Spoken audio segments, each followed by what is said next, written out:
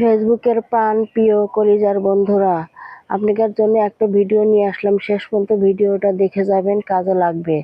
কিছু কিছু বন্ধুরা আমার আছে, তারা লাইক কমেন্ট করে বলে, আমি কমেন্টস করে গেলাম, কমেন্টস ব্যাক দেন। বন্ধুরা, এই কথা কওয়া চলবে না। এই কথা বললে ফেসবুক স্প্যাম হিসাবে নেয়। আপনারও ক্ষতি, আমারও ক্ষতি। আমরা তো চাই না আমাদের ক্ষতি হোক, কেননা আমরা তো এই জায়গায় কাজ করতে এসেছি।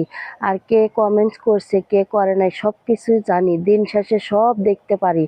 আমাদেরকে রিপ্লাই দিতে হবে, আমরা তো সবই জানি। এটা বলতে হবে না, বললে আমাদের ক্ষতি হবে।